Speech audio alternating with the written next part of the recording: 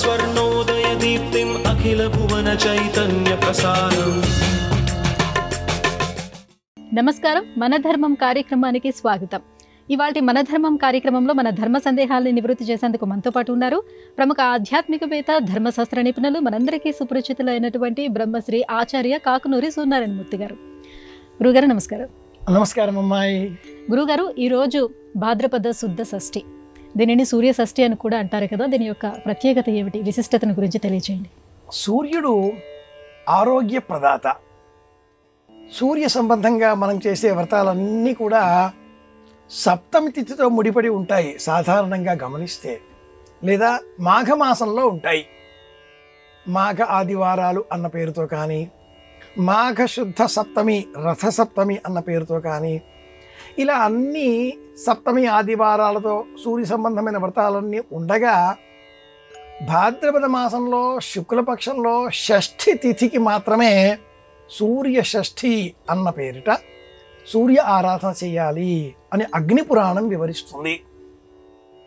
383 అధ్యాయాలతో అతి విస్తృతమైన ఈ అగ్ని పురాణం, ఇందులో సూర్య ఆరాధన, సూర్య ప్రతిమ సంశోధనం, రాగి లోహంతో సూర్యుని ఆరాధించడంలో ఉండే అంతరార్థం, సూర్య యంత్రం రాగి లోహంతో ఎందుకు ఉండాలి, రాగి చెంబులో సూర్యుని కోసం అర్ఘ్యం ఎందుకు వదలాలి, షష్ఠి తిథి నాడు ఎరుపు రంగు దుస్తులు ధరిస్తూ ఎరుపు రంగు పుష్పాలతో సూర్యుడిని పూజిస్తూ 6 విధాలుగా షష్ఠి తిథికి ప్రత్యేకం 6 సంఖ్య షడ్విధములుగా సూర్యుడిని ఉపాసన చేయాలి అని మనకు అగ్ని పురాణం వివరిస్తుంది. సూర్య యంత్ర పూజ, సూర్య నమస్కారం, సూర్య నిమిత్తమై అర్ఘ్యప్రదానం, గోధుమ నూకతో పాయసం సిద్ధం చేయడం, ఎరుపు రంగులో ఉండే దుస్తులను అర్హత గలవారికి, వివాహం కానటువంటి యువకులకు బహుమానంగా ఇవ్వడం, సూర్య సంబంధిత మంత్ర జపం చేస్తూ సూర్య అస్తమయం అయ్యేంత వరకు ఉపవాస వ్రతాన్ని కొనసాగించడం. ఈ వ్రతాలన్నీ సూర్య షష్ఠి సంబంధితమైనవి. సూర్యకాంతిని ఆధారం చేసుకుని మనమంతా జీవిస్తున్నాం. మెలనిన్ అనే పదార్థాన్ని చర్మం సిద్ధం చేసుకుంటుంది. విటమిన్ డి సూర్యకాంతి ద్వారా మాత్రమే మనం పొందగలుగుతాం. అలాగే మొక్కలు సైతం కిరణజన్య సంయోగక్రియ ద్వారా పిండి పదార్థాన్ని ఉత్పత్తి చేసుకొని ఎదిగి పెరిగి పెద్దనవుతూ ఉంటాయి. ప్రపంచానికి ఆధారభూతం సూర్యుడు కనుక ఆ సూర్య ఆరాధన ప్రత్యేకంగా భాద్రపదానికే సంబంధించిన విశేషం షష్ఠి తిథి, సూర్య షష్ఠి. ఈ రోజున ఎరుపు రంగు దుస్తులను అర్హత గల వారికి బహుమానంగా అందిస్తే మంచి ప్రయోజనం చేకూరుతుంది. ఇది విషయం.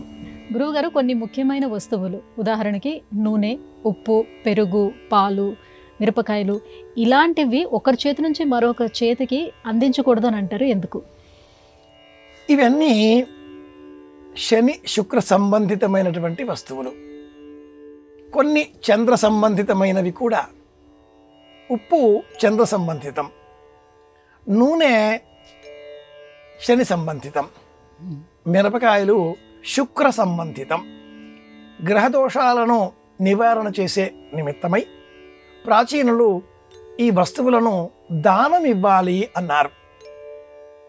అయితే ఈ వస్తువులను ఒకరి చేతి నుంచి ఒకరు ఇలా తీసుకోకూడదు. పాలు కూడా చంద్ర వస్తువు, చంద్ర సంబంధితం. శని చంద్రుడు కలయిక దంపతుల మధ్య వియోగాన్ని సూచిస్తుంది, ముహూర్త లక్షణంలో ఒకటి. అలాగే శని శుక్రుల కలయిక విపరీతమైనటువంటి ఇబ్బందులను కలిగిస్తుంది. దాంపత్య ధర్మానికే బీటలు పారే విధంగా ఉంటుంది ఈ శని శుక్రుల కలయిక. ప్రమాదకరం అని కూడా జ్యోతిషం చెబుతూ ఉంటుంది. ఇలాంటి నేపథ్యంలో ఈ వస్తువులను ఒకరి చేతిలో నుంచి ఒకరు ఇలా తాకి తీసుకోకూడదు. తాకి తీసుకోవలసినవి నువ్వులు బెల్లం మిశ్రమం మాత్రమే. పాలు కూడా మనం డబ్బిచ్చి షాప్కి వెళ్ళి తీసుకుంటూ ఉంటాం. పాల ప్యాకెట్లలో వస్తాయి పాలు, అలా చేతికి ఇచ్చేస్తూ ఉంటారు వాళ్ళు. ఇలా మనం చేతిలోంచి చేతికి పుచ్చుకుంటూ ఉంటాం. పాలు ఒకరి చేతిలోంచి ఒకరికి అందిస్తే తగువ ఏర్పడుతుంది అంటుంది శకున శాస్త్రం. గ్లాసులో పోసిన పాలు ఇలా అందిస్తే కూడా తాగడానికో, కప్పు సాసర్లో కూడా అందిస్తే కూడా తాగడానికో తీసుకోకూడదు, కింద పెట్టండి అనాలి. వారు బలవంతంగా మన చేతికి అందిస్తే మనం తీసుకొని నేలపైన పెట్టి, టేబుల్ మీద పెట్టి, ఆ తరువాత నెమ్మదిగా వాటిని మళ్ళీ తీసుకోవాలి. అలా తీసుకునే సమయంలో అంగిరసునకు చెందుగాక అన్న పదం వాడాలి. అంగిరసుడు ఒక మహర్షి. దానం తీసుకున్నా, దానం ఇచ్చినా అందులో వచ్చే గుణాన్ని దోషం అయినప్పుడు తీసుకునే స్వభావం అతడికే ఉంటుంది. అంగిరసోభై సత్రమాసత ఆంగీరస ప్రతిగృహాతు అని వేదం చెప్పే ధర్మశాస్త్ర నియమం. ఇలాంటివి ముఖ్యంగా పాలు ఎక్కడికైనా మనం వెళితే చేతికి ఇస్తారు, తాగండి అనేసేసి కింద పెట్టేయాలి. ఆంగీరసుడికి చెందుగాక, ఆ తర్వాత మనం తీసుకోవచ్చు, దోషం రాదు. చిన్న ఉదాహరణ ఆధునికంగా మనం చెప్పుకుంటే, ఏదో ఒక విద్యుత్ కంపెనీకి సంబంధించిన విషయం. ఒక వ్యక్తి ఆ విద్యుత్తు ప్రవహించేటటువంటి చోట పొరపాటుగా చేయి తాకించాడు. అతడికి విద్యుత్తు సంక్రమించింది. విద్యుత్తు వలయాలలో పడి గిలగిలా కొట్టుకుంటున్నాడు. షాక్ కొట్టింది అంటాం ఇంగ్లీష్లో మనం. ఆ వ్యక్తిని మరి ఒక వ్యక్తి తాకితే అతడికి కూడా షాక్ కొడుతుంది. అతడిని మరి ఒకడు, ఇలా ఈ క్రమం అంతా విద్యుత్తు తరంగాల దీర్ఘత లేదా ప్రమాణ, ఆ వాహిక దూరం ఎంత మేరకు ఉంటుందో అంత మేరకు అలా షాక్ కొడుతూనే ఉంటుంది. మనిషి తాకితేనే ఇంత ప్రమాదం అయినప్పుడు, ఇందులో మళ్ళీ నీరు, రాగి ఇలాంటి వస్తువులతో ఉంటే ఇంకా ప్రమాదం. ఆ సమయంలో కర్రముక్క వినియోగించాలి. ఎలా చెబుతారో అలాంటి ఆ కర్రముక్క ఈ ధర్మశాస్త్ర విషయంలో భూమి, టీపాయ్, టేబుల్ అలా పెట్టేసేయాలి. పాలు, ఉప్పు, నూనె ఇలాంటి పదార్థాలు ఏవి కూడా ఒకరి చేతిలో నుంచి ఒకరు తీసుకోకూడదు. ఇది లక్షణం. గురువు గారు, అలాగే దిష్టి తీసేటప్పుడు కొంతమంది కళ్ళుప్పుని వినియోగిస్తూ ఉంటారు కదా, ఈ ఉప్పు వల్ల కలిగే ప్రయోజనం ఏమిటి? నిజానికి కళ్ళ ఉప్పుని మనం వాడాలి. అయోడైజ్డ్ ఉప్పు అన్న పేరిట పొడి పొడిగా లభించే ఉప్పు, ఏదో కంపెనీ పేరుతో లభించే ఉప్పు, ఆ పేర్లు గల ఆ సన్నటి పొడిలాంటి తెల్లగా మెరిసిపోయే ఉప్పు ఎంత తెల్లగా మెరిసిపోతూ ఉంటే అంత అనారోగ్యకరం. తెస్తాం, కుంభాలు వినియోగిస్తూ ఉంటాం. ఓ పచ్చడి అందులో బూజు వచ్చింది, పాడైంది అంటే అర్థం ఏమిటి? ఉప్పు తక్కువైంది అంటారు. పచ్చడి పాడు కాకుండా ఉండాలి, కాస్త ఉప్పు ఎక్కువగా ఉండాలి, నిలవ కదా. పదార్థం పాడు కాకుండా ఉండాలి అంటే ఉప్పు ఎక్కువగా వేస్తాం. ఆ పదార్థం తిన్నాక కడుపులో చేరిన ఆ పదార్థం రూపాంతరం చెందాలి. అలాగే ఉంటే జీర్ణమయ్యేది ఎప్పుడు? కనుకనే మనవారు ఉప్పు ఎక్కువగా తినొద్దు అన్నారు. అందులోనూ అయోడైజ్డ్ అన్న పేరిట ఈనాటి కాలంలో మనకు లభించేటటువంటి ఈ పొడి పొడి ఉప్పు రసాయనిక చర్యలతో కూడుకున్న మిశ్రమమైనటువంటి పదార్థం. అది కాకుండా కళ్ళ ఉప్పు వాడాలి, రాళ్ల ఉప్పు వాడాలి. ఆలయాలలో ధ్వజస్తంభం వద్ద కళ్ళ ఉప్పును రాశిగా పోసి దీపారాధన చేసి ఆ దీపాన్ని చూస్తూ మన సంకల్పాన్ని చెబితే సంకల్పం నెరవేరుతుంది. ఏ సంకల్పంతో మనం దీపం వెలిగిస్తే మన సంకల్ప శక్తి, ఆధ్యాత్మిక బలం, మనోబలం, సాధనా శక్తి వెంటనే ఆ కోరికను నెరవేర్చేలాగా చేస్తాయి. అలాగే ఇంటి యజమాని తరచుగా అనారోగ్యాల పాలవుతున్నప్పుడు, మనోబలం కోల్పోయినప్పుడు కళ్ళ ఉప్పుతో అంటే రాళ్ల ఉప్పుతో యజమానికి దిష్టి తీయాలి. ఎడమ చేతితో ఆ రాళ్ల ఉప్పు పుచ్చుకొని ఇల్లాలు, కూతురు, కొడుకు ఎవరైనా కూడా యజమాని చుట్టూరా అపసవ్యంగా 7 సార్లు తిప్పి ఆ వ్యక్తికి చూపించి అతని చేతి అందులో నోటిలో ఉండే లాలాజలం పడే విధంగా చేయమని చెప్పి అనంతరం ఆ ఉప్పును తీసుకువెళ్ళి వీధిలో విసిరివేసి చెయ్యి కడుక్కొని తిరిగి వచ్చి యజమానికి బొట్టు పెట్టి దేవతా తీర్థం ఇచ్చి నిద్రపోండి అని చెబితే, ఏదో చేశారు, నాకు ఇది మంచి చేసే విషయం అవుతున్నది, దిష్టి తొలగించారు, చూచే వాళ్ళ దృష్టి నాకు నష్టం కలిగించేలాగా ఉన్నది కాబట్టి అది తొలగించేలాగా చేశారు. ఈ విశ్వాసంతో యజమాని హాయిగా నిద్రపోతాడు. రోగాలు అతడి నుంచి దూరం వెళ్ళిపోతాయి. కళ్ళ ఉప్పు, రాళ్ల ఉప్పుతో మాత్రమే దిష్టి తీయాలి. మరికొన్ని సందర్భాలలో ఎండమిరపకాయలు, కళ్ళ ఉప్పు ఈ రెండింటితో దిష్టి తీసి స్టవ్ మీద వేస్తే చిటపట అనే శబ్దం రావడంతో ఆ శబ్దాలు వినే కొద్దీ తెలియని ఒక ఆనందం కలుగుతుంది. వ్యాపించిన ఈ ఉప్పు సువాసన ద్వారా ఆ వ్యక్తికి సంబంధించిన వ్యతిరేక ఆలోచనలు తొలగిపోతాయి. సానుకూల దృక్పథం పెరుగుతుంది. ప్రశాంతంగా ఉండగలుగుతాడు. కళ్ళ ఉప్పు ఇంత పని చేస్తుంది.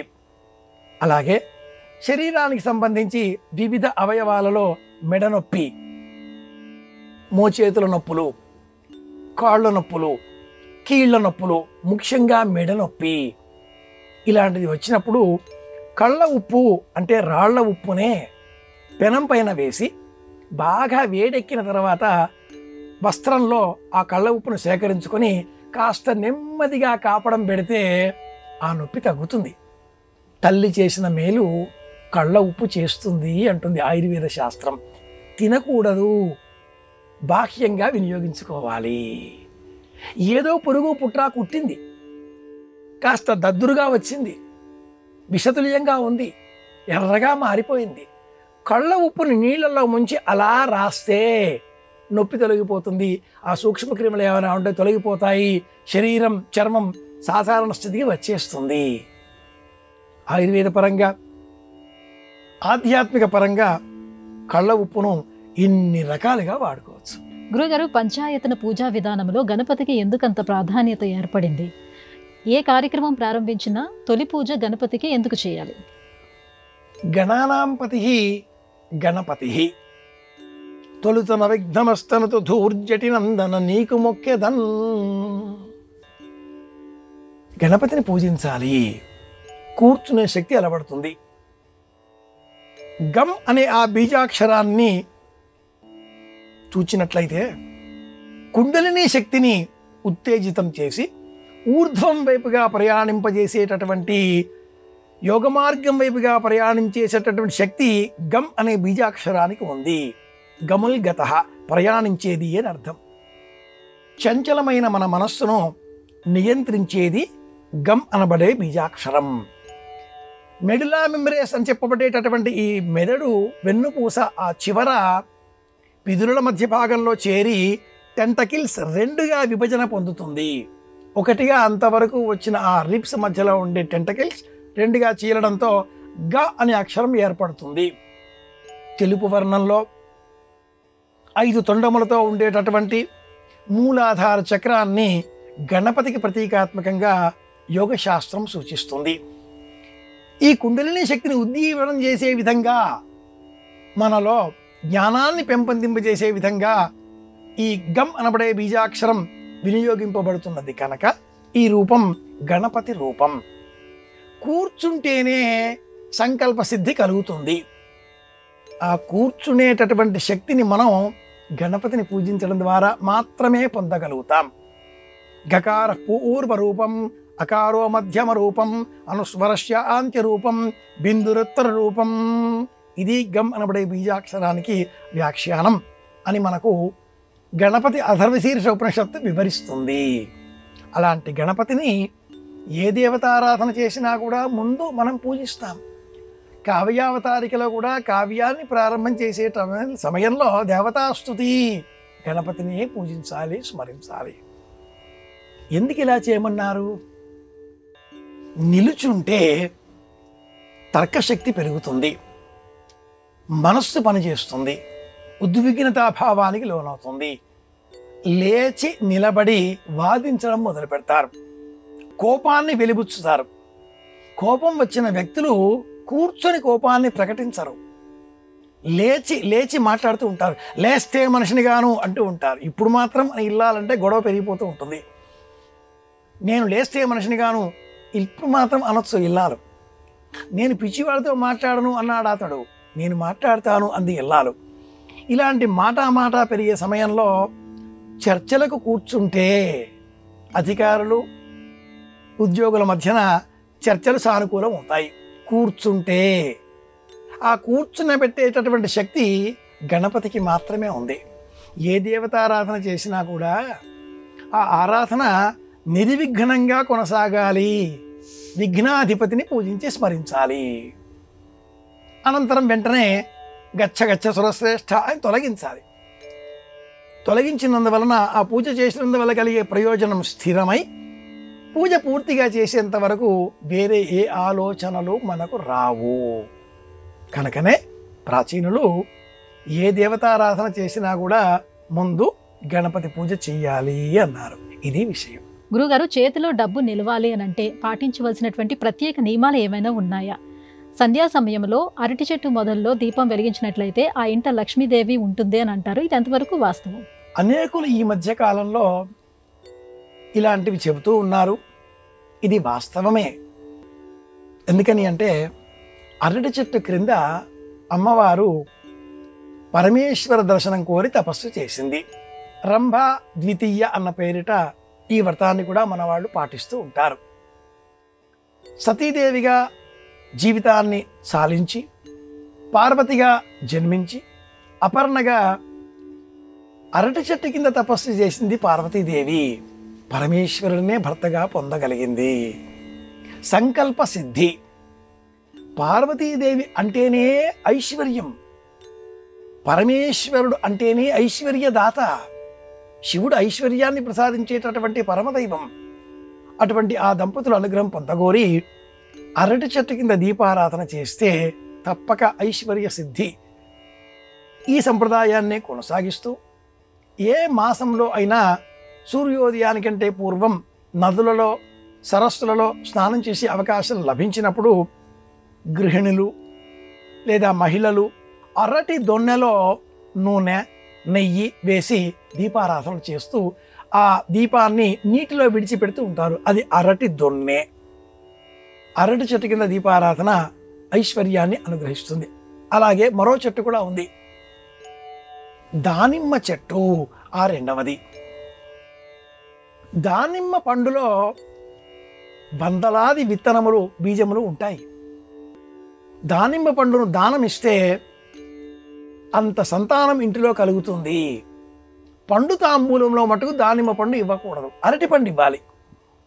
సంతానాపేక్ష గలవారు దానిమ్మ పండును అరటిపండు పండు తాంబూలం ఇచ్చిన తర్వాత చేతికి ఇవ్వాలి. దానిమ్మ చెట్టు కింద దీపారాధన చేస్తే కూడా లక్ష్మీప్రదం అంటారు. తంత్రశాస్త్రంలో కొన్ని రహస్యమైన విషయాలు తెలిసినవారు.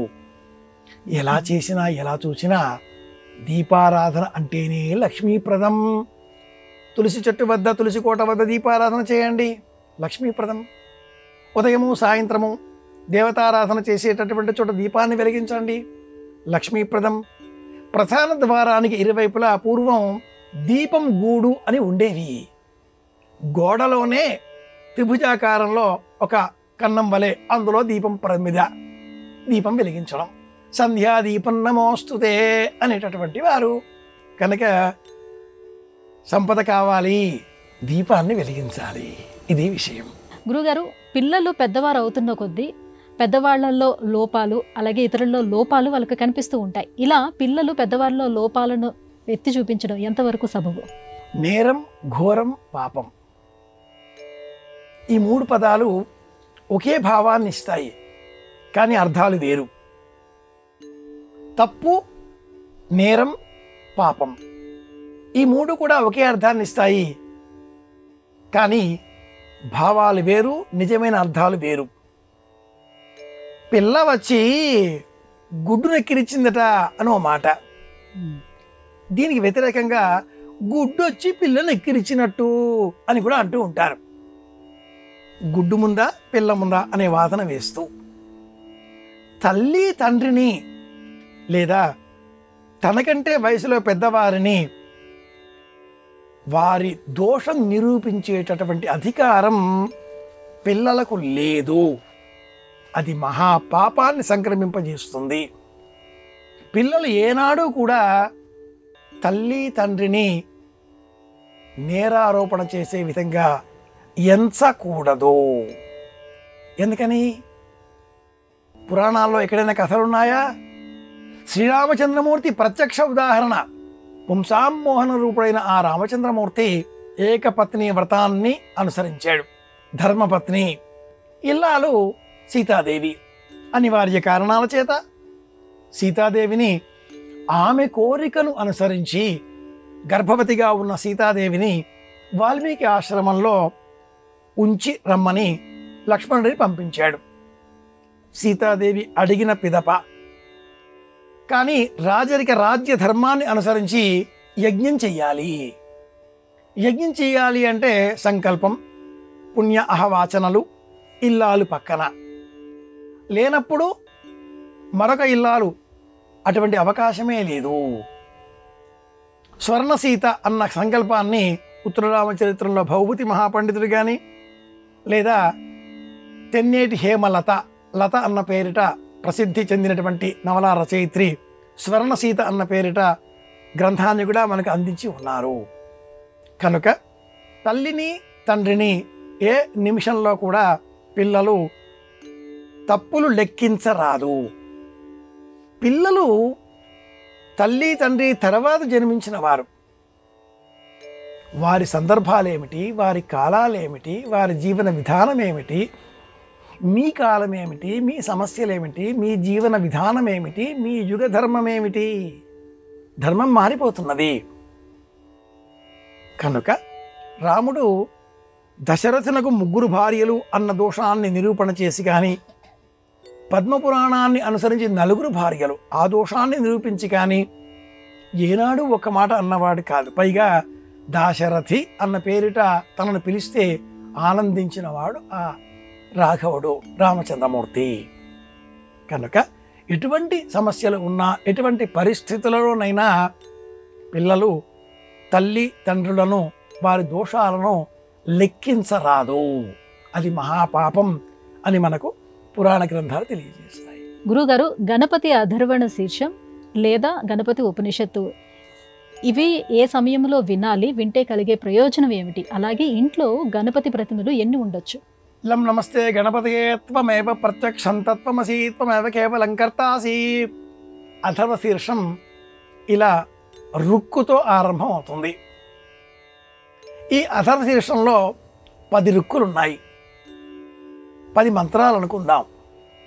10వది నమో వ్రాతపతయే నమో గణపతయే నమ ప్రమథపతయే నమస్తే స్థులంబోదరాయ ఏకదంతాయ విఘ్న వినాశినే శివసుతాయ శ్రీవరదమూర్తయే నమః. ఇది అథర్వ శీర్షం. ఎన్నిసార్లు వినాలి, ఎప్పుడు వినాలి, ఏ సమయంలో వినాలి, ఇలాంటి ఉప ప్రశ్నలు అనేకం వస్తూ ఉంటాయి. సాయం ప్రాతః, ఉదయం సాయంత్రం 2 వేళలలో కూడా వినాలి, చెప్పాలి. యో మోదక సహస్రేణ యజతి సవాంఛిత ఫలమవాప్నోతి. సహస్రం 1000 సార్లు. ఆ మంత్రంలో ఉన్నవే 10 రుక్కులు. అంటే 10 మంది 10 సార్లు చెబితే 1000 అన్న సంఖ్య ఏర్పడుతుంది. ఆ సహస్రాత్ పంక్తిం పునంతి తే సోమం ప్రాప్నువంతి వేద ప్రమాణం. కనుక యో మోదక సహస్రేణ యజతి లేదా యో లాజేరి యజతి ఇలాంటి అనేక రూపాలలో సహస్రం అన్న సంఖ్య చెప్పబడి ఉంది. దశపూర్ణ అన్న అంక స్వీకరించి 10 సార్లు, 100 సార్లు, 1000 సార్లు యథాశక్తి వినవచ్చు, చెప్పవచ్చు. సాయం ప్రాతః ఉదయం వేళ, అలాగే సూర్యాస్తమయ సమయంలో, సూర్యోదయం సూర్యాస్తమయం ఈ సమయాలలో అథర్వ శీర్షం విన్నట్లయితే సవాంఛిత ఫలమవాప్నోతి. సంకల్పాలన్నీ కూడా నెరవేరుతాయి, సమస్త కోరికలు సిద్ధిస్తాయి. మనపూర్వకంగా వింటే కూడా అంత ప్రయోజనం చేకూరుతుంది. నిజానికి అనడం కంటే వినడమే ఎక్కువ ప్రయోజనం మంత్ర విభాగంలో. అనే సమయంలో స్వరం పైన మన లక్షణం మనస్సు ఏకాగ్రతతో ఉంటుంది. ఆపమాప మపస్సర్వ ఆహ అస్మాదస్మాదితో ముత. స్వరం చెప్పే సమయంలో ఉదాత్తానంద స్వరిత పృథములలో మన మనస్సు కొట్టుమిట్టాడుతూ ఉంటుంది. నానాలింగద్వాదృతూనాం నానా సూర్యత్వం అష్టౌతు వ్యవసిత ఇది సూర్యమండలాన్యష్టాత ఊర్ధ్వం ఇందులో ఉంటుంది. అదే వింటుంటే వినే సమయంలో అనలేం, అనే సమయంలో వినలేం. వింటుంటే ఆ మంత్రంలోని ప్రతి పదం అర్థంతో మనకు స్ఫురణకు వస్తూ ఉంటుంది, అనుభవైక వేద్యం అవుతుంది.